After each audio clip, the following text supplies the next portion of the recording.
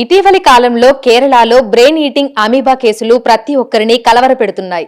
2 తెలుగు రాష్ట్రాల నుంచి కూడా పెద్ద సంఖ్యలో కేరళకి వెళ్తూ ఉంటారు. అసలు ఈ బ్రెయిన్ ఈటింగ్ అమీబా అంటే ఏంటి? ఇది మన శరీరంలోకి ఏ విధంగా వెళ్తుంది? దీనివల్ల ప్రాణాల మీదకి ఎలా వస్తుంది? ఎటువంటి జాగ్రత్తలు తీసుకోవాలి ఏంటి అనేది కూడా తెలుసుకుందాము. ప్రస్తుతం మనం హైదర్గూడలో ఉన్నటువంటి అపోలో హాస్పిటల్స్ లో ఉన్నాం. మనతో పాటు న్యూరాలజిస్ట్ డాక్టర్ సంతోష్ శ్రీరామ్ గారు ఉన్నారు. మిగతా విషయాలను ఆయన మాటల్లోనే అడిగి తెలుసుకుందాము. నమస్తే సార్. సార్, ఈ మధ్య కాలంలో ఈ బ్రెయిన్ ఈటింగ్ అమీబా అనేటువంటి పదాన్ని, ఈ కేసులని ఎక్కువగా చూస్తున్నాము కేరళలో. అసలు ఇది ఏ విధంగా వస్తుంది అంటారు? సో బ్రెయిన్ ఈటింగ్ అమీబా అనేది అంటే అది చాలా భయం కలిగించే పదం అండి. దీన్ని సాధారణంగా మేము ప్రైమరీ అమీబిక్ మెనింగో ఎన్కెఫలైటిస్ అని అంటాము. సో అమీబా అనేది అదొక రకమైన ప్రోటోజోన్ అనమాట, అంటే ఒక పారాసైట్. అది సాధారణంగా ఇప్పుడు ఈ బ్రెయిన్ ఈటింగ్ అమీబా అని ఏదైతే అంటున్నామో, ఈ primary amoebic encephalitis Naegleria fowleria అనే అమీబా వల్ల వస్తుందండి. ఇది మనకి ఫ్రెష్ వాటర్, అంటే చెరువులు, మెల్లగా ప్రవహించే నదుల్లోనూ, పాండ్స్లో, వాటిల్లో ఉంటుందన్నమాట. సో దాంట్లో స్నానం చేసినప్పుడు కానీ ఆ నీరు ముక్కులోకి వెళ్తే, సాధారణంగా ముక్కులోంచి ఆ అమీబా అనేది నెగ్లేరియా ఫౌలేరి ఇన్ఫెక్షన్ మనకి మెల్లగా బ్రెయిన్లోకి స్ప్రెడ్ అయ్యి అది మెదడు వాపుని తెస్తుందన్నమాట. ఇది చాలా సీరియస్ ఇన్ఫెక్షన్. ఎందుకంటే ఫస్ట్ ఆఫ్ ఆల్ ఇది చాలా రేర్గా అవుతుంది, అందుకని దీన్ని గుర్తించడం చాలా కష్టం. మిగతా మెదడువాపు వ్యాధులు ఎలా ఉంటాయో దీని లక్షణాలు కూడా అలానే ఉంటాయి. అంటే తలనొప్పి రావడము, దాని తర్వాత వాంతులు, జ్వరం, మెడ పట్టేసినట్టు ఉండడం, ఇంకా ఎక్కువైతే ఫిట్స్ రావడము లేదా మూర్ఛపోవడం.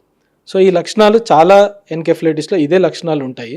సో దీన్ని గ్రహించడం, అంటే ఎర్లీగా గ్రహిస్తే దీనికి టెస్ట్ చేసి మనం దీన్ని ట్రీట్మెంట్ ఇనిషియేట్ చేయొచ్చు.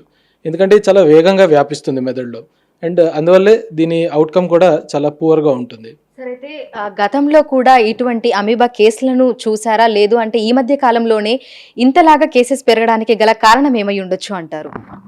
సో ఇంతకు ముందు కూడా ఇటువంటి చాలా కేసులే మనము రిపోర్ట్స్ ఉన్నాయండి. కానీ అంటే పర్టికులర్గా ఇప్పుడు మనము ఒక క్లస్టర్ కేరళలో చూసాము గత సంవత్సరంలో.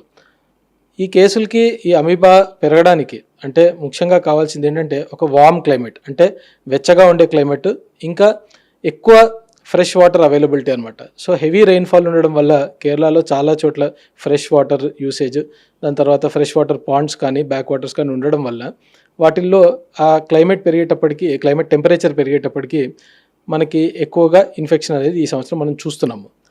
రెండోది ఏంటంటే చాలామందికి ఈ ఫ్రెష్ వాటర్ యూస్ చేయడం, అంటే చాలామంది నదుల్లో కానీ లేకపోతే చెరువుల్లోకి వెళ్ళి స్నానాలు చేయడం, మునగడము. రెండోది నేసల్ రిన్సింగ్, రిచువలిస్టిక్, అంటే మనం ముక్కులో నీరు వేసి ఫ్రెష్ వాటర్ మళ్ళీ ఇంకో సైడ్ నుంచి తీయడం, అది అన్ట్రీటెడ్ వాటర్తో చేయడం. ఇలా చేసినప్పుడు కూడా వీటి వల్ల ఇన్ఫెక్షన్ మనకి వచ్చే ఛాన్స్ ఉంటుంది. ఓకే.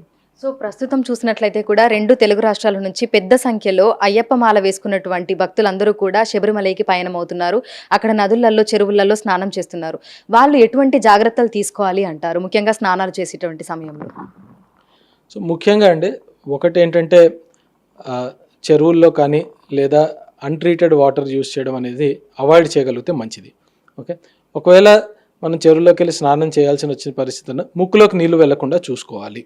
ఓకే, రెండోది గవర్నమెంట్ జారీ చేసే హెచ్చరికలు, పర్టికులర్లీ ఏదైనా ఏరియాకి స్పెషల్గా ఏమైనా హెచ్చరికలు జారీ చేస్తే వాటిని తెలుసుకోవడం, వాటిని పాటించడం చాలా ఇంపార్టెంట్.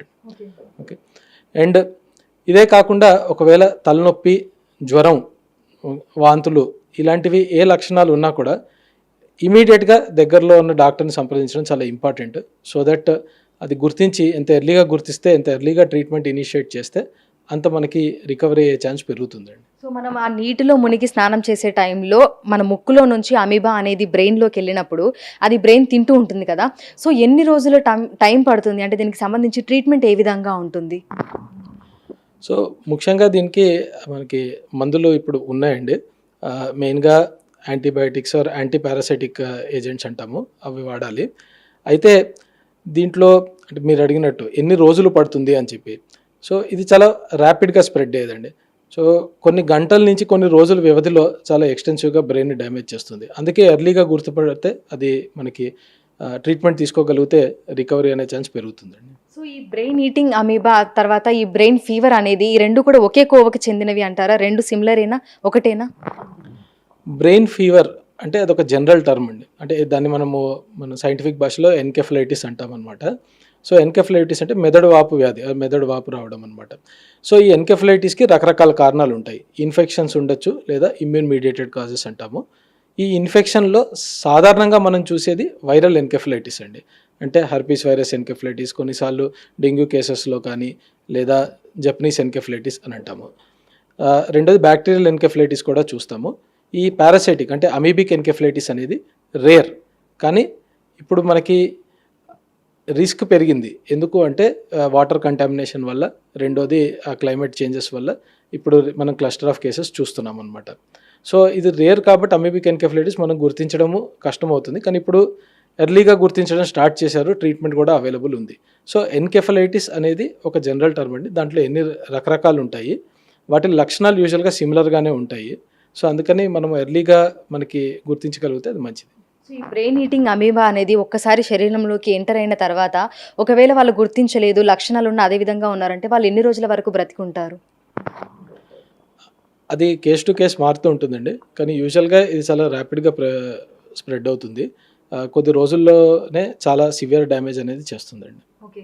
సో మొత్తంగా అంటే వాళ్ళ ప్రాణాలు పోయేటువంటి ప్రమాదం కూడా ఉంది దీనివల్ల. కాబట్టి మనకు ఆ లక్షణాలన్నీ సివియర్గా అయ్యాయి అనేది ఎలా తెలుస్తుంది? అంటే మీరు ఇందాక అన్నారు ఫిట్స్ వచ్చినట్టుగా కానీ, లేదంటే ఆ తలనొప్పి, ఆ వాపు అదంతా కూడా తెలుస్తుంది అని.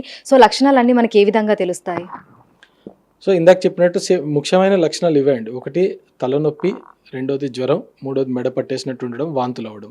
ఇవి కాకుండా ఫిట్స్ రావడము, దాని తర్వాత మూర్ఛపోవడము, లేదా కాలు చెయ్యి వీక్నెస్, లేదా బ్యాలెన్స్ అవుట్ అవుతున్నట్టు అనిపించడం. అంటే ఈ లక్షణాలు తలనొప్పి, జ్వరంతో పాటు ఇవి కూడా ఉంటే అది ఇంకా they are strong indicators of encephalitis అంటే మెదడు వాపుకి ఇండికేటర్స్. దాంట్లో అమీబిక్ ఒకటి. సో ట్రీట్మెంట్ అనేది ఏ విధంగా ఉంటుంది దీనికి సంబంధించి?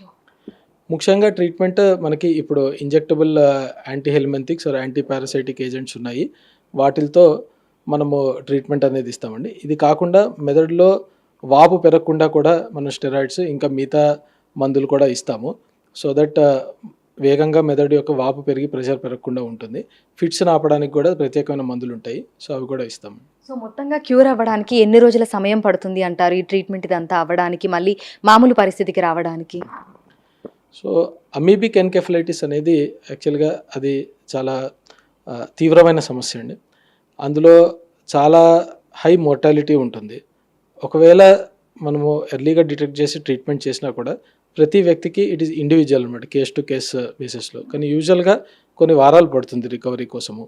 ఓకే, బట్ మెజారిటీ పేషెంట్స్కి చాలా అంటే లేట్ రికగ్నిషన్ వల్ల ఒకటి, రెండోది ఏంటంటే సివియారిటీ ఆఫ్ ఇన్ఫెక్షన్ చాలా ఫాస్ట్గా వచ్చేది కాబట్టి వాళ్ళ అవుట్కమ్స్ చాలా మిక్స్డ్ ఉంటాయండి. అంటే వాళ్ళకి మంచి అవుట్కమ్ ఉండొచ్చు లేదా ఉండకపోవచ్చు.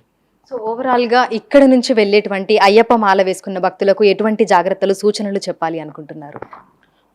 ముఖ్యమైనది నదుల్లో కానీ చెరువుల్లో కానీ ఒకవేళ స్నానం చేసేటట్టయితే మాత్రం ముక్కులోకి నీళ్లు వెళ్లకుండా చూసుకోవాలండి. అది అన్నిటికంటే ముఖ్యమైనది. రెండోది జ్వరం, తలనొప్పి ఈ లక్షణాలు ఏమన్నా ఉన్నా వెంటనే దగ్గరున్న డాక్టర్ని సంప్రదించడం చాలా ఇంపార్టెంట్. సో ప్రస్తుతం చూసినట్లయితే కూడా మనకి కేరళలో ఈ బ్రెయిన్ ఈటింగ్ అమీబా అనేది ప్రతి ఒక్కరిని కూడా ఆందోళనకి గురి చేస్తుంది. ముఖ్యంగా 2 తెలుగు రాష్ట్రాల నుంచి పెద్ద సంఖ్యలో ఈ సమయంలో అయ్యప్ప మాల దీక్ష తీసుకున్నటువంటి భక్తులు వెళ్తూ ఉంటారు. కాబట్టి వారందరూ కూడా తగు జాగ్రత్తలు తీసుకోవాలని కూడా వైద్యులు సూచిస్తున్నారు. గౌరవ్తో Anjuma, big TV, Hyderabad. For more videos like this, subscribe Big TV channel.